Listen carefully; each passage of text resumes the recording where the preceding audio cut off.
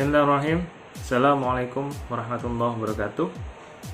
Puji dan syukur marilah kita panjatkan kehadirat Allah SWT yang telah memberikan kita nikmat sehingga kita bisa melakukan berbagai macam aktivitas. Salawat dan salam terlimpah curah kepada junjungan kita Nabi Muhammad SAW. Mudah-mudahan keluarga, sahabat, tabiin dan kita selaku umatnya mendapat syafaat dari beliau. Amin amin amin. Ya, bagaimana kabar kalian? Ya, mudah-mudahan selalu sehat ya di dalam melaksanakan kegiatan-kegiatan di tempat PLP. Ya, hari ini kita akan melanjutkan materi perkuliahan mata kuliah evaluasi program pemberdayaan masyarakat.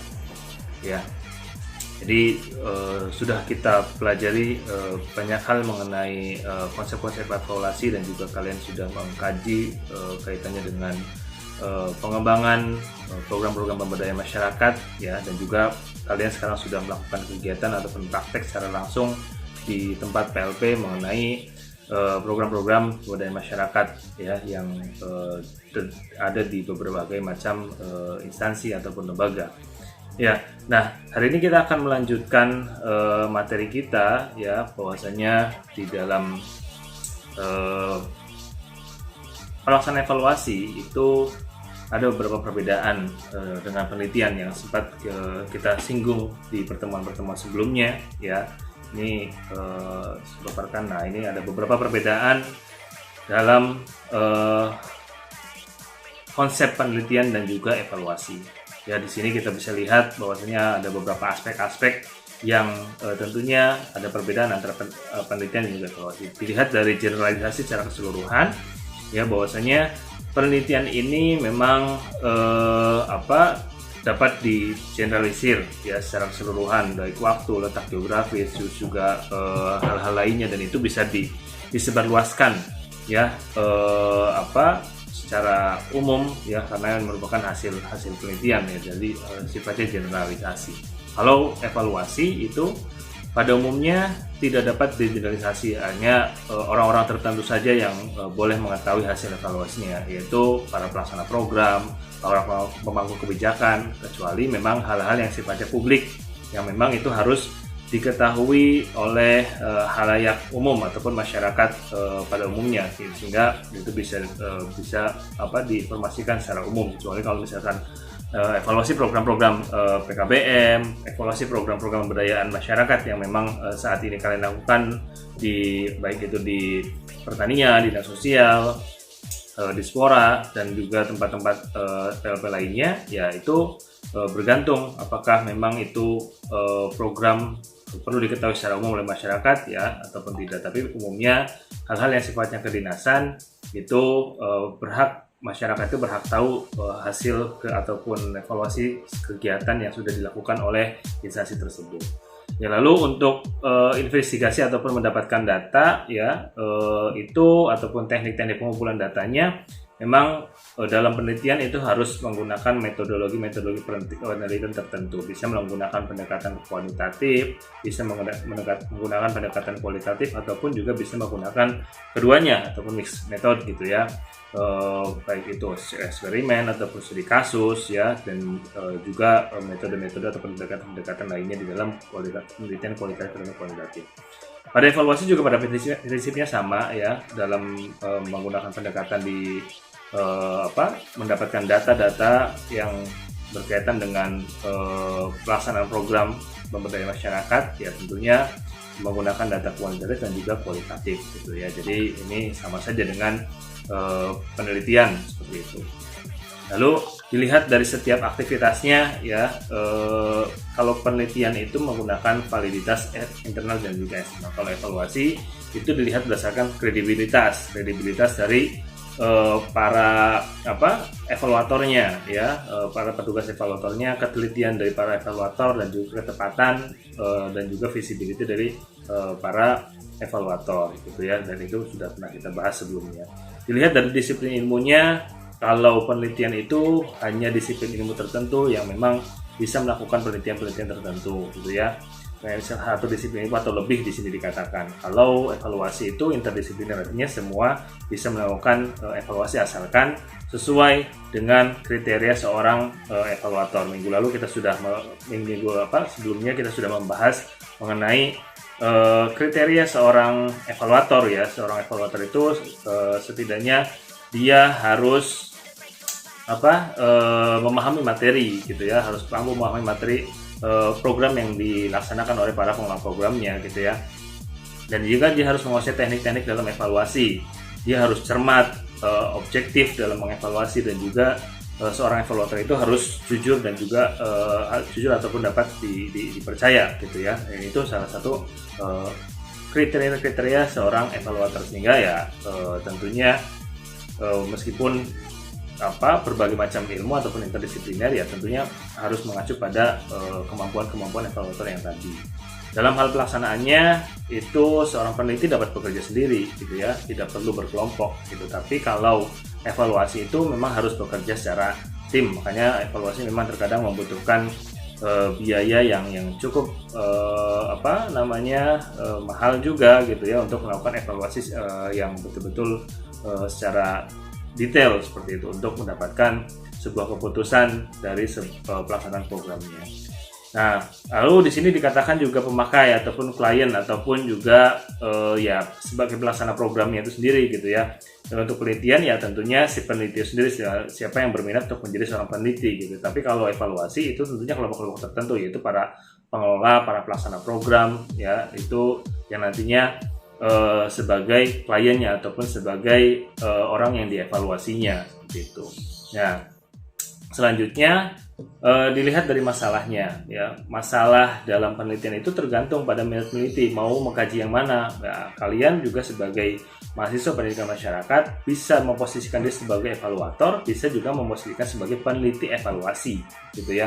Nah, tergantung minatnya apa gitu. Nah, artinya minat kalian ya bisa dikatakan juga sebagai peneliti dari kegiatan pemberdayaan masyarakat. Nah, nanti bisa salah satu kajiannya adalah evaluasi dalam pemberdayaan masyarakat di pertanian, di dinas sosial, di dispora, di hal-hal yang dilakukan oleh pedesaan, program-program yang dilakukan di desa dan lain-lainnya gitu ya.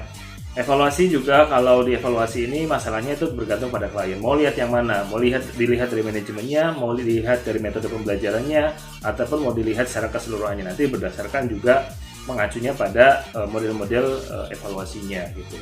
Lalu berikutnya dilihat dari motifnya. Kalau penelitian itu tentunya motifnya adalah untuk mengetahui sebuah peristiwa ataupun kondisi-kondisi yang terjadi di lapangannya, ya, memenuhi rasa keingintahuan dari seorang peneliti, ya, motifnya. Kalau evaluasi ini adalah mencari penyelesaian dalam permasalahan suatu program, karena kan tujuan evaluasi ini kan nantinya akan menjadikan program tersebut apakah diputuskannya seperti apa, mau dilanjutkan, dikembangkan ataupun lain-lainnya gitu ya. Nah, sehingga mencari penyelesaian permasalahan, karena evaluasi ini dilakukan untuk memecahkan gap ya ataupun permasalahan antara tujuan ataupun hal-hal yang diinginkan dengan kondisi nyata dalam pelaksanaan programnya, sehingga tidak terlalu jauh gapnya antara tujuannya dan juga antara kondisi real dalam pelaksanaan programnya. Lalu berikutnya dilihat dari sisi tujuan. Ya, tujuan dari penelitian itu untuk mendapatkan kesimpulan dari penelitian mengenai evaluasi program pemberdayaan masyarakat di bidang kewirausahaan adalah masyarakat mendapatkan banyak manfaat dari kegiatan kelompok wirausaha gitu, karena dari kelompok wirausaha akhirnya masyarakat mendapatkan tambahan penghasilan yang tentunya dapat memenuhi kebutuhan hidupnya di dalam keluarga. Itu salah satu contoh dari kesimpulan di penelitian. Tapi kalau dievaluasi tentunya untuk mendapatkan keputusannya apakah tadi programnya dilanjutkan, program diberhentikan, program dikembangkan, dan juga lain-lainnya yang berkaitan dengan kebijakan-kebijakan dalam melaksanakan program berikutnya seperti itu. Lalu dilihat dari peranan penjelasnya ya, untuk penelitian itu menerangkan mengapa menerangkan hal-hal yang sifatnya mengapa perlu dilakukan penelitian, sebagai kajian untuk pengembangan teori, sebagai kajian pengembangan ilmu, sebagai kajian untuk pengembangan penelitian-penelitian yang memang saat ini sedang perlu untuk diteliti seperti itu. Lalu ketika kita melihat evaluasi dari peranannya ya untuk menerangkan apa yang ada, jadi kondisi real nyata dari program yang dilaksanakan oleh pengelola ataupun para pelaksana program itu bagaimana gitu ya, seperti itu. Nah, lalu dilihat dari otonomi ya, kalau penelitian itu lebih bebas ya karena bagaimana peneliti gitu. Jadi peneliti mau mengkaji yang mana, peneliti mau kapan dalam melaksanakan kegiatan penelitiannya ya, itu bergantung pada peneliti. Kalau evaluasi itu tidak bebas karena bergantung pada programnya. Ya, program itu antara kapan program itu dilaksanakan, sehingga evaluasi itu kan bisa dilaksanakan di awal, pertengahan ataupun di akhir sesuai dengan permintaan dari klien ataupun pengelola program yang akan dievaluasi programnya. Lalu dilihat dari yang terakhir adalah objek yang digarapnya. Kalau penelitian itu untuk menguji kebenaran ilmiah ya, tapi kalau evaluasi itu untuk menilai keberhargaan ataupun manfaat dari program pemberdayaan masyarakat yang sudah dijalankan ya, sehingga akan kelihatan programnya betul-betul sesuai dengan hasil asesmen ataupun tidak gitu ya. Apakah masyarakat mendapatkan manfaat ataupun tidak dari program-program pemberdayaan masyarakat yang sudah dilakukan, ataupun program-program kewirausahaan ataupun program-program lain yang tentunya sesuai dengan hasil asesmen, hasil identifikasi kebutuhan di masyarakat, sehingga masyarakat bisa langsung merasakan manfaatnya. Nah, dari hal-hal tersebut ya, dari perbedaan antara penelitian dengan evaluasi ya tentunya mengacu pada berbagai macam model. Kalau di minggu-minggu pertemuan-pertemuan sebelumnya sudah disampaikan bahwasanya ada beberapa kategori model-model dalam evaluasi yang kurang lebih ada 6 hal gitu ya. Yang pertama kaitannya dengan bahwasanya model evaluasi terfokus pada pengambilan keputusan. Lalu ada juga yang berikutnya adalah model evaluasi terhadap unsur-unsur programnya saja khusus, jadi hal yang bersifat unsur-unsur programnya saja, ataupun juga model evaluasi ya terhadap jenis kegiatan programnya, sampai kepada yang terakhir adalah model evaluasi terhadap hasil dan juga pengaruh programnya gitu ya. Apakah program ini memang bermanfaat atau tidak bagi masyarakat tadi ya. Nah, dari kategori-kategori tersebut ya diturunkan kembali menjadi beberapa model evaluasi program. Nah, yang pertama adalah umumnya dari Staffel Beam ya, Staffel Beam ataupun model CIPP. Ya, model CIPP ini memang banyak biasa dilakukan ya, karena memang cukup mudah ya. CIPP ini adalah C-nya adalah konteks, I-nya adalah input, P-nya adalah proses, dan P lagi-nya adalah produk. Konteks ini untuk mengetahui kekuatan, untuk mengetahui kelemahan yang dimiliki dari program yang dilakukan ya, sehingga evaluator itu dapat memberikan arah perbaikan yang diperlukan seperti itu. Lalu dilihat dari inputnya. Evaluasi masukan membantu mengatur keputusan, menentukan sumber-sumber yang ada, alternatif apa yang nantinya akan diambil, lalu rencana dan strategi untuk mencapai tujuannya seperti apa, ya prosedur kerjanya bagaimana untuk mencapai sebuah program tersebut, ya dan juga lain-lainnya. Ya. Biasanya kalau menurut buku yang diungkapkan di dalam Prof. Juju Sujana itu ya dilihat berkaitan dengan sarananya, dilihat dari modal pelaksanaan programnya, dilihat juga dari bahan-bahannya, rencana-rencana strategis yang ditetapkan untuk mencapai tujuan programnya, komponen berkaitan juga dengan komponen input, misalkan warga belajar, terus juga tenaga pendidik gitu ya, kurikulum yang seperti itu ya. Lalu dilihat dari prosesnya ya, evaluasi proses digunakan untuk mendeteksi ataupun memprediksi pelaksanaan program ya. Jadi bisa dilihat juga bagaimana strategi pelaksanaannya, bagaimana efektivitas dalam menggunakan sarana dan prasarana, bagaimana efektivitas dalam menggunakan modal yang ada, komponen berkaitan juga dengan komponen-komponen proses ketika kita mengacu pada 7 komponen proses dan tujuan yang diungkapkan oleh Junju Sujana gitu ya. Dilihat dari kegiatan pembelajarannya, dilihat juga dari proses pembimbingannya yang dilakukan oleh tutor, yang dilakukan oleh penyuluh, fasilitator dan lain-lainnya. Dan juga dilihat dari proses pelatihan seperti itu. Itu kaitannya dengan proses ya. Lalu yang berikutnya adalah kaitannya dengan produk. Artinya produk itu hasil akhir yang diharapkannya seperti apa. Hasilnya diharapkan dapat membantu para pengelola program, para pelaksana kegiatan, pelaksana program untuk membuat keputusan. Karena evaluator itu hasilnya ya, masukannya itu nanti diserahkan kepada para pengelola program ataupun para pemangku kebijakan. Nanti akan seperti apa programnya, kebijakan yang akan diambilnya itu dilihat berdasarkan masukan-masukan dari para evaluator, sehingga keputusannya keputusan yang berkenan dengan kelanjutan ataupun diakhiri ataupun dimodifikasi program-programnya. Ya, tentunya hasil ataupun produk itu juga bisa berkaitan dengan outputnya, output dari warga belajar, output dari masyarakat, bisa berupa pengetahuan, bisa berupa juga kemampuan, bisa berupa juga sikap gitu ya, perilaku dan lain-lainnya seperti itu. Itu dilihat dari CPP ya, CPP yang diungkapkan oleh Staffelbeam. Lalu yang kedua ya, model yang kedua itu adalah model dari Kirkpatrick. Nah, Kirkpatrick ini memang biasanya banyak digunakan itu pada kegiatan-kegiatan ataupun program-program pelatihan yang dilihat dari 4 level. Ya, ada 4 level yang diungkapkan oleh Kirkpatrick ini gitu ya. Ada level 1 berupa reaction ya. Reaction, yang kedua adalah level 2 adalah learning, level 3 adalah behavior, dan level 4 adalah result ataupun hasilnya.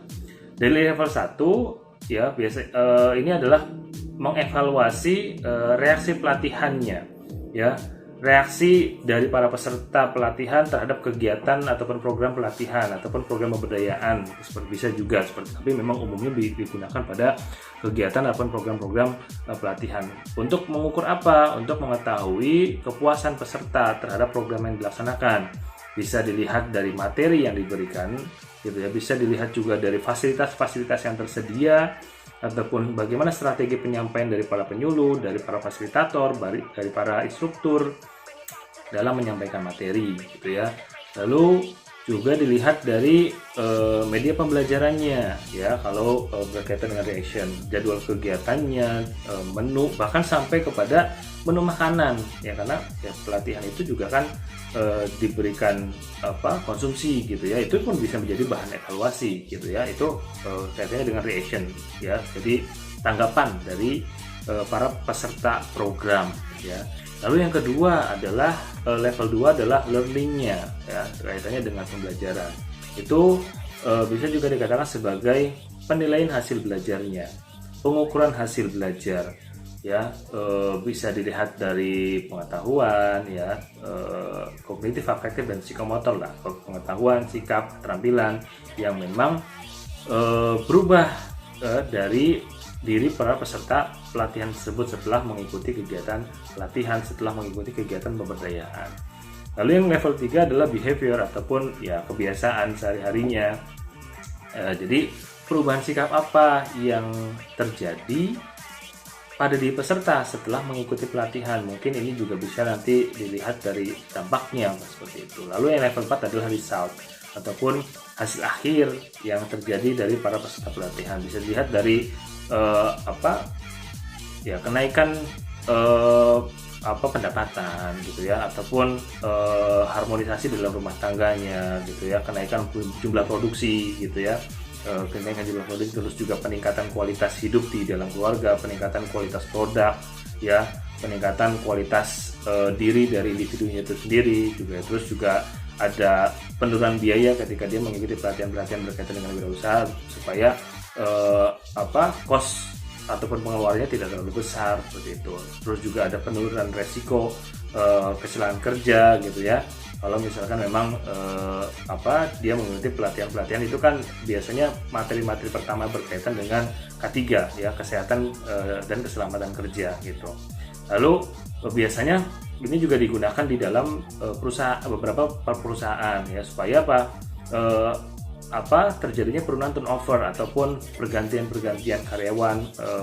Jadi beberapa karyawan yang sudah dilatih itu, jadi jangan sampai ketika sudah selesai dilatih dia beberapa bulan kemudian mengundurkan diri, dan tentunya itu kan menjadi rugi bagi beberapa perusahaan yang sudah memberikan fasilitas training, fasilitas pelatihan kepada para peserta ataupun pada karyawannya gitu. Terus juga penurunan resiko lainnya lah. Ya, terus ada kenaikan keuntungan dan lain-lainnya. Ya. Nah, jadi dari keempat hal tersebut juga bisa lebih difokuskan pada 3 komponen ya. Yang pertama itu bisa dilihat dari desain programnya ya. Jadi keempat itu bisa dilihat dari desain program, bagaimana awal dalam mendesain program, sehingga keempat level ini juga bisa diantisipasi gitu ya. Terus juga implementasi program latihannya, dan yang ketiga adalah hasil yang dicapai. Lalu yang ketiga adalah model Scriven. Yang model Scriven ini ada 2 model yang dikembangkan oleh model Scriven, yaitu pertama ada goal free evaluation, dan yang kedua adalah formative dan summative evaluation. Goal free evaluation itu dari pendapat Craven ini yaitu perlu diperhatikan dalam evaluasi itu bagaimana cara kerjanya, bagaimana kinerja dari suatu program, bagaimana program itu berjalan secara efektif dan efisien sesuai dengan apa yang diharapkan di dalam tujuan program. Dan juga harus juga dengan jalan mengidentifikasi penampilan terjadi ya, pengaruhnya baik itu positif ataupun juga negatif. Lalu yang kedua adalah evaluasi dilihat dari formatif dan sumatif ya. Kalau evaluasi formatif itu ketika programnya masih berjalan, itu dilakukan evaluasi formatif ya. Tujuannya adalah untuk menentukan apa yang harus ditingkatkan atau direvisi ya, agar program bisa berjalan lebih sistematis, bisa berjalan lebih efektif, dan bisa berjalan lebih efisien, sehingga hal-hal yang memang tidak sesuai dengan tujuan itu ataupun tidak sesuai dengan apa yang sudah dirancang di awal, itu bisa diminimalisir kesalahannya gitu. Jadi pada evaluasi akhir tidak terlalu banyak permasalahan nantinya. Lalu yang berikutnya adalah evaluasi sumatif. Kalau evaluasi sumatif itu dilakukan di akhir program gitu ya. Nah, ketika program itu sudah selesai dilaksanakan. Karena memang di akhir program selesai, evaluasi sumatif itu dapat memberikan berbagai macam informasi kepada para pengguna atau kepada para pelaksana program ya, tentang manfaat ya ataupun kegunaan dari program yang sudah dijalankan. Karena ya kita juga menggali informasinya dari para peserta program ataupun para warga belajar, peserta didik, dan juga masyarakat yang mengikuti program latihan ataupun pemberdayaan masyarakat. Berikutnya yang keempat adalah Continuous Evaluation Model ataupun di sini dikatakan stack model gitu ya. Jadi artinya evaluator ini memang mempertimbangkan program, evaluator ini mempertimbangkan berbagai macam program yang dilaksanakan itu dengan kondisi hasil evaluasi program yang sudah terjadi ataupun yang sudah pernah dilaksanakan gitu di program-program lain gitu ya. Nah, konten ini juga artinya merupakan melihat secara keseluruhan ya. Ya, melihat secara keseluruhan dari hal-hal yang akan dikaji di dalam evaluasi gitu ya, dengan objek sasaran yang sama, juga membandingkan hasil pelaksanaan dan juga program dengan standar yang ditentukan oleh program tersebut. Ya, biasanya berkaitan dengan evaluasi ini biasanya berkaitan dengan pengembangan kurikulum pembelajaran kalau ini. Ya.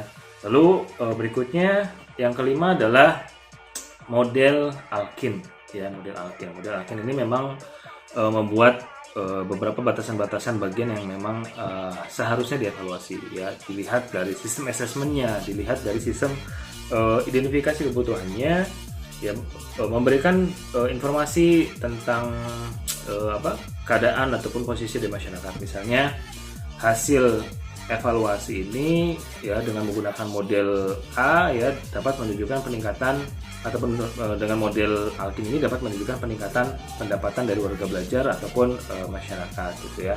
karena betul-betul melakukan identifikasi dilakukan dengan betul-betul dan dianalisis sehingga ketika program dilaksanakan ya sesuai dengan apa yang dibutuhkan oleh masyarakat, sehingga masyarakat merasakan adanya peningkatan pendapatan gitu ya.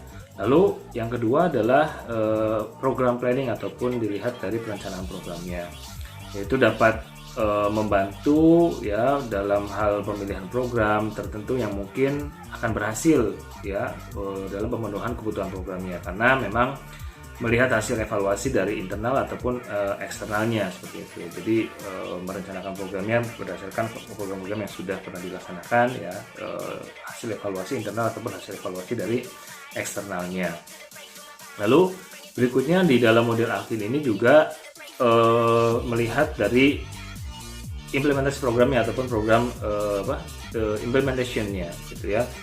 Bahwasanya di dalam program implementation ya itu harus menyiapkan apakah program ini sudah diperkenalkan sebelumnya kepada kelompok ataupun belum ya. Jadi apakah model ataupun metode pembelajaran misalkan yang digunakan itu sesuai nggak dengan karakteristik dari warga belajar, sesuai nggak dengan karakteristik dari masyarakatnya, karena tidak semua metode pembelajaran itu dapat diterapkan di setiap masyarakat. Tapi kalau kita kan memang biasanya menggunakan pendekatannya orang dewasa tentunya gitu ya. Jadi mungkin mereka tidak akan tahu konsep pendidikan orang dewasa, tapi bagaimana kita bisa menerapkan pembelajaran itu kepada orang dewasa ya, dengan menggali pengalaman-pengalaman, dengan menggali informasi-informasi yang dimiliki oleh peserta didik ataupun warga belajar untuk dijadikan sebagai bahan pembelajaran seperti itu.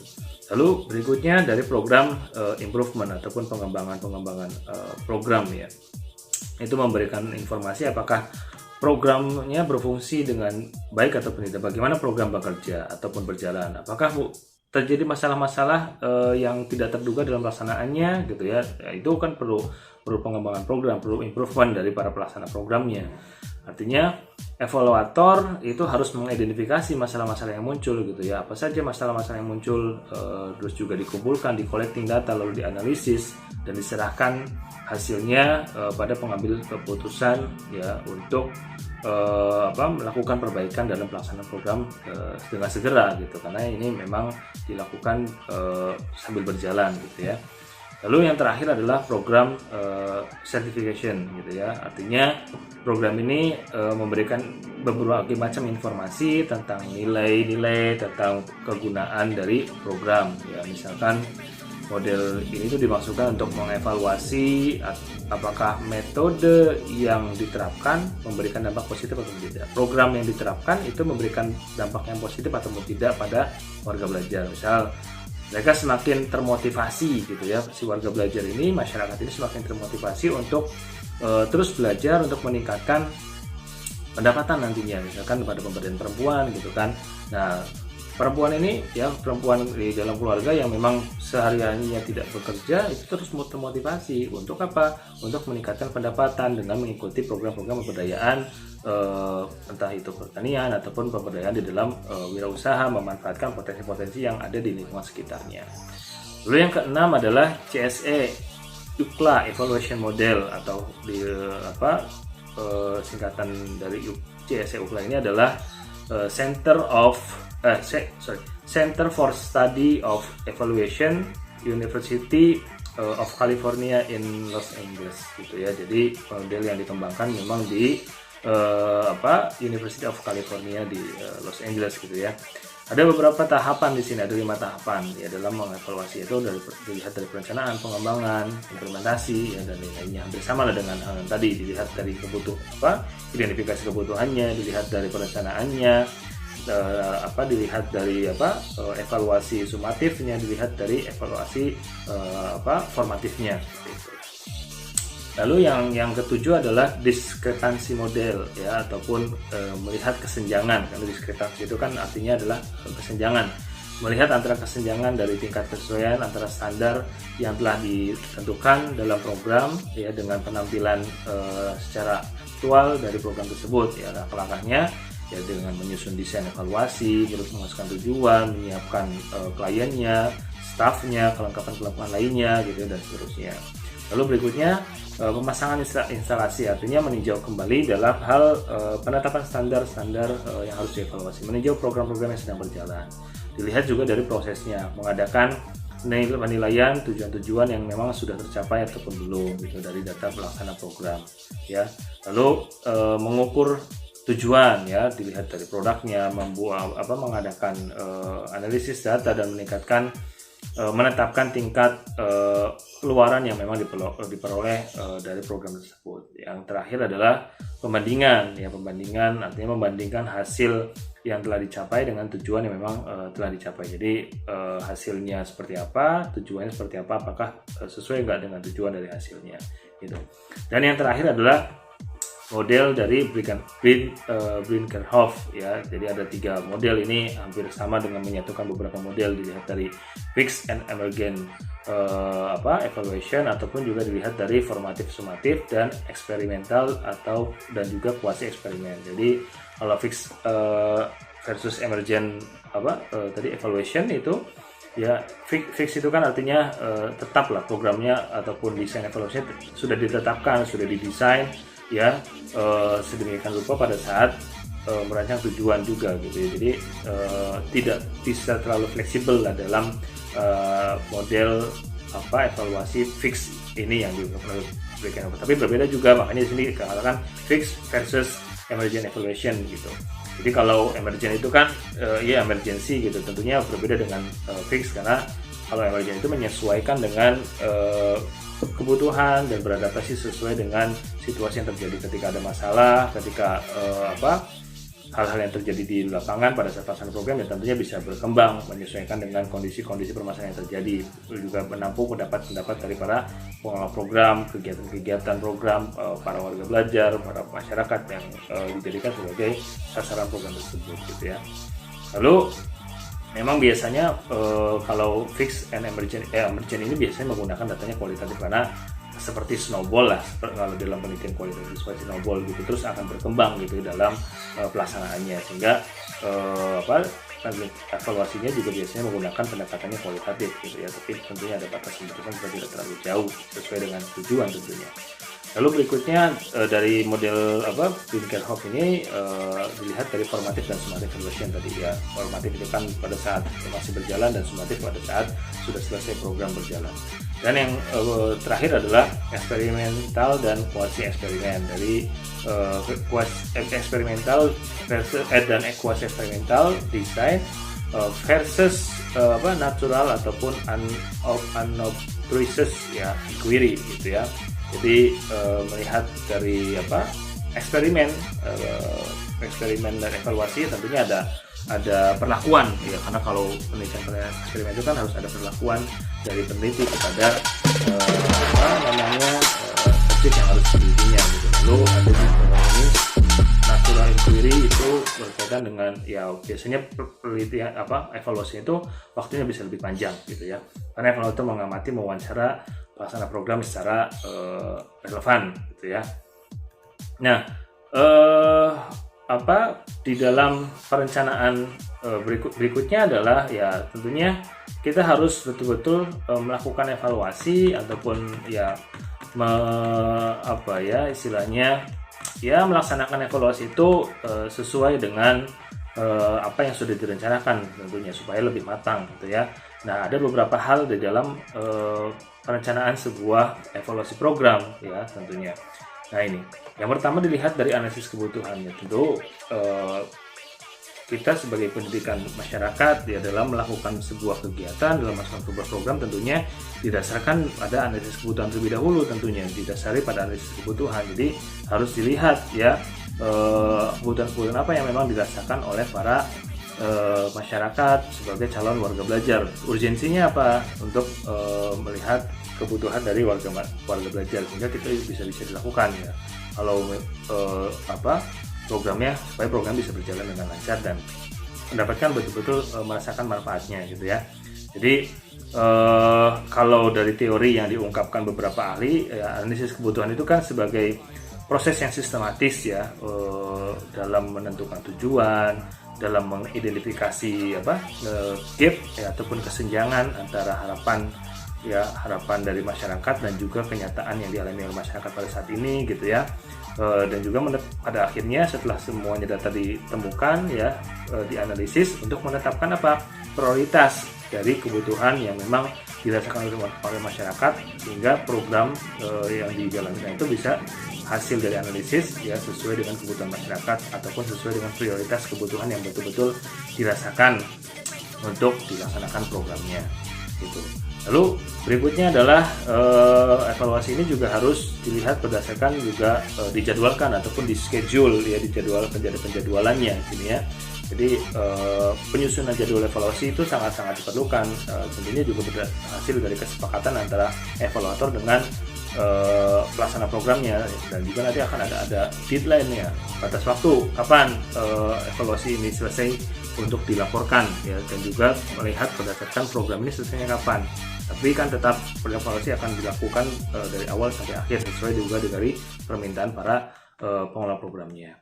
Lalu yang berikutnya adalah penugasan dan juga monitoring ya. Jadi kaitannya dengan ya merencanakan, mengelola evaluasi, berarti juga memang aktivitasnya adalah mengawasi ataupun melihat bagaimana pengelola, bagaimana pelaksana, bagaimana tutor, bagaimana penyuluh, bagaimana instruktur ya dalam melakukan kegiatan secara efektif dan efisien, supaya ya tidak terlalu jauh dari apa yang sudah ditetapkan dalam tujuannya gitu. Dipantau terus, dimonitor terus ya dalam melaksanakan tugas-tugasnya. Lalu di dalam perencanaan juga ya, perencanaan evaluasi program itu juga harus ada budgeting ya. Ini memang ya cukup lumayan juga kalau melihat budgeting dari evaluasi ya, tergantung juga pada kebutuhan lah, pada kebutuhan program masing-masing dan juga anggaran yang memang dimiliki oleh para pelaksana program masing-masing seperti itu. Jadi memang harus perlu dikelola dengan baik oleh para pengelola supaya dananya itu bisa efektif dan juga efisien ya untuk merancang sebuah evaluasi gitu ya. Oke, selanjutnya adalah proposal evaluasi program. Nah, proposal evaluasi program ini juga sangat penting gitu. Jadi jangan sampai ketika kita akan mengevaluasi itu program, kita tidak membuat proposalnya terlebih dahulu gitu kan, sehingga akan kebingungan nanti apa yang akan dievaluasi ya. Nah, contohnya adalah dalam rancangan proposal evaluasi itu ini ya, ada judul programnya apa ya, judul program dari kegiatannya apa gitu ya, program-program pemberdayaan masyarakat atau program-program lainnya gitu ya, apa judulnya ya. Lalu setelah itu rasionalisasi dilaksanakan evaluasi ataupun ya seperti latar belakang tapi lebih kepada rasionalisasinya, mengapa sih evaluasi harus dilaksanakan pada program tersebut gitu ya. Itu. Lalu penetapan tujuan dari evaluasi ini apa, untuk apa gitu ya. Lalu pertanyaan evaluasi ataupun kalau dalam penelitian adalah rumusan masalah. Nah, tentu setelah itu ada metodologi yang digunakannya apa, menggunakan pendekatan kualitatif ataupun kualitatif. Itu berikutnya adalah prosedur kerja dan langkah-langkah evaluasi. Ini kan kemarin juga sudah saya sampaikan saya tuliskan di soal UTS ya, meskipun kalian belum saya jelaskan, tapi saya ingin tahu sampai mana ya hasil bacaan kalian di dalam mendapatkan informasi berkaitan dengan evaluasi program seperti itu. Dan inilah salah satu contoh rancangan proposal evaluasi gitu ya dalam program pemberdayaan masyarakat ya. Nah, lalu ada beberapa ya dalam merancang evaluasi ini kan hanya harus dibedakan perannya, mana peran seorang evaluator dan mana peran dari seorang peneliti tentang evaluasi gitu. Nah, di sini ya karena memang tagihan akhir kalian adalah proposal evaluasi dan juga jurnal, artinya kalian memposisikan diri sebagai peneliti ya, yang mengkaji tentang evaluasi gitu ya, artinya dari sini ya kalian nanti akan membuat mini riset ya, karena harus punya jurnal nantinya yang nantinya akan diterbitkan di jurnal-jurnal nasional, baik itu yang terakreditasi ataupun yang tidak terakreditasi gitu ya. Outputnya kan itu dari mata kuliah ini gitu ya.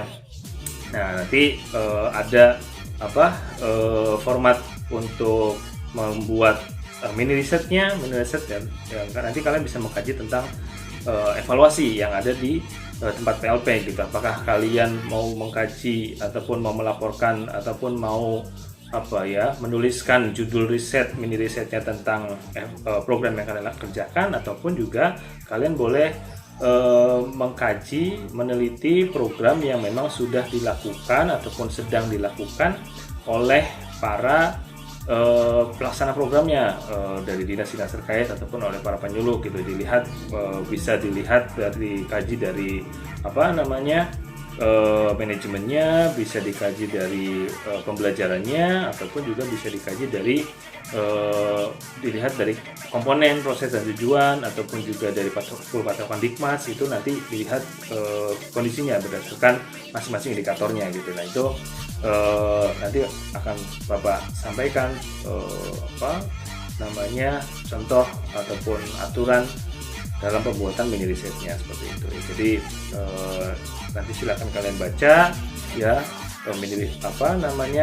aturan main dari pembuatan mini risetnya. Ya, minggu depan kita akan kaji lebih mendalam berkaitan dengan mini riset gitu ya. Karena ini menjadi tagihan kalian ketika akhir nanti gitu, dan tentunya di dalam mini riset pun ya untuk mendapatkan data ya, karena kan teknik pengumpulan datanya kalau kualitatif itu kan hanya wawancara, observasi, dokumentasi. Tapi kalau kuantitatif tentunya ada angket, juga bisa ada sedikit wawancara dan juga observasi gitu ya. Nah, nanti kita bisa diskusi lebih jauh untuk penyelesaian tugas mini riset yang akan kalian lakukan seperti itu. Gitu. Oke, ya. Nanti akan Bapak share informasinya di GC. Silahkan nanti kalian bisa pelajari, dan kalau misalkan ada yang belum dipahami kita bisa diskusi ya, dan harapannya minggu depan mudah-mudahan kita bisa ketemu untuk memperjelas mengenai mini riset ya, supaya kalian waktunya bisa terkejar untuk di akhir nanti harus punya jurnal yang memang sudah dikirimkan ya ke web jurnal yang tersedia, baik itu yang terakreditasi ataupun yang belum terakreditasi gitu ya. Harus ada artikel dari mini riset itu nanti kan dirangkum menjadi sebuah artikel yang akan dikirimkan pada web jurnal nantinya. Oke, terima kasih ya, itu saja yang bisa Bapak sampaikan. Mudah-mudahan PLP yang kalian lakukan berjalan dengan lancar ya, tidak ada banyak kendala, dan sehat-sehat selalu untuk kalian. Kalau ada yang tidak dipahami, kita nanti bisa diskusi lebih jauh ya, terutama berkaitan dengan mini riset, karena nanti ya mungkin bisa jadi minggu depan juga sudah ada tagihan untuk judul mini risetnya apa gitu ya. Terus juga di minggu berikutnya harus sudah jadi proposalnya minimal dari bab 1, bab 2 dan bab 3-nya. Lalu dan juga kisi-kisinya, baru setelah itu kalian mengkaji lebih jauh membuat mini risetnya gitu untuk kajian di lapangannya. Terima kasih, itu saja yang bisa Bapak sampaikan ya, mudah-mudahan bermanfaat ya. Mohon maaf apabila ada hal-hal yang kurang berkenan. Assalamualaikum warahmatullahi wabarakatuh.